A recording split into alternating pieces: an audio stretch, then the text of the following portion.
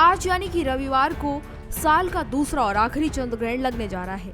ये ग्रहण पूर्ण चंद्र ग्रहण होगा जो कि पूरी तरह से चंद्रमा पर लगने वाला है। पूर्ण चंद्र ग्रहण में चंद्रमा पूरी तरह से पृथ्वी की छाया में आ जाता है और लालिमा लिए हुए दिखाई देता है। इस चंद्र ग्रहण को भारत के साथ साथ तमाम अन्य देशों में भी देखा जा सकेगा। धार्मिक और ज्योतिषीय दृष्टिकोण से अगर देखा जाए तो ये ग्रहण बहुत ज्यादा खास माना जा रहा है, क्योंकि ये भाद्रपद मास की पूर्णिमा तिथि और पितृ पक्ष की शुरुआत के साथ पड़ रहा है। ग्रहण के साथ ही सूतक काल भी जुड़ा होता है। ऐसे में सूतक काल ग्रहण शुरू होने के करीब 9 घंटे पहले शुरू हो जाता है। इस समय में मंदिर के कपाट बंद कर दिए जाते हैं और पूजा पाठ, भोजन या फिर किसी भी शुभ काम की मनाही की जाती है। मान्यता ये भी है कि ग्रहण के दौरान नेगेटिविटी काफी ज्यादा होती है और नेगेटिव ऊर्जा की वजह से ही लोगों को धार्मिक कार्य करने के लिए मनाही होती है। अब बात करते हैं चंद्र ग्रहण के समय की। उत्तर प्रदेश की राजधानी लखनऊ में ये ग्रहण 9:57 से शुरू होगा और देर रात 1:27 तक चलेगा। वाराणसी में भी यही समय रहेगा, यानी कि वाराणसी में भी लोग 9:57 से लेकर 1:26 तक इस ग्रहण को देख सकेंगे। नोएडा, गाजियाबाद, अलीगढ़ और कानपुर जैसे शहरों में भी ग्रहण का समय लगभग सेम ही होगा। यहाँ समय 9:58 से शुरू होगा और 1:26 पर ये खत्म होगा। प्रयागराज में ग्रहण का समय बाकी शहरों से थोड़ा अलग है।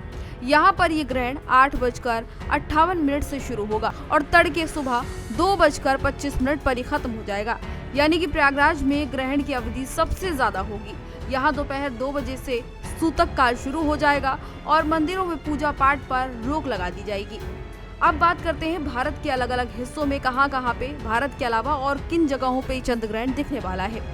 तो ये चंद्र ग्रहण Asia, Europe, Australia, Antarctica, Hind महासागर, पश्चिमी प्रशांत और अटलांटिका महासागर के कई हिस्सों में दिखाई देगा। विज्ञान की नजर से अगर देखा जाए तो ये बेहद ही खास होता है, क्योंकि जब पूरा चंद्र ग्रहण लगता है तो तमाम वैज्ञानिक भी इस पर ध्यान देते हैं और इस पर रिसर्च भी करते हैं।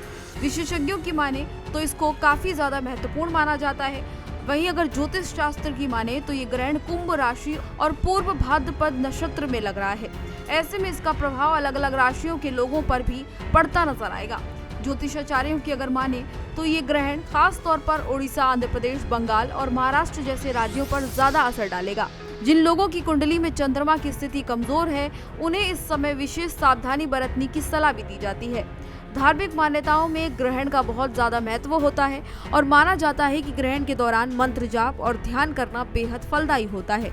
लोग इस समय भगवान को याद करते हैं और ग्रहण खत्म होने के बाद स्नान, दान और शुद्धिकरण की परंपरा को भी निभाते हैं। इसके साथ ही मंदिरों में भी ग्रहण के दौरान भगवान की मूर्तियों को ढक दिया जाता है और ग्रहण समाप्ति के बाद ही पूजा पाठ दोबारा से शुरू किया जाता है।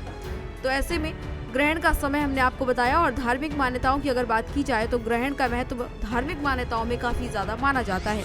माना ये जाता है कि ग्रहण जाप के दौरान मंत्र जाप और ध्यान करना बेहद फलदायी होता है। लोग इस समय भगवान को स्मरण करते हैं और ग्रहण खत्म होने के बाद स्नान, दान, शुद्धिकरण तमाम चीजें करते हैं।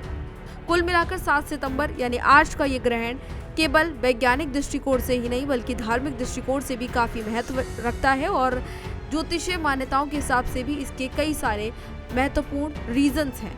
भारत के तमाम अलग अलग हिस्सों में इसे लोग अपनी आंखों से देख पाएंगे, चाहे कोई इसे आस्था से जोड़कर देखे या वैज्ञानिक दृष्टिकोण से जोड़कर देखे।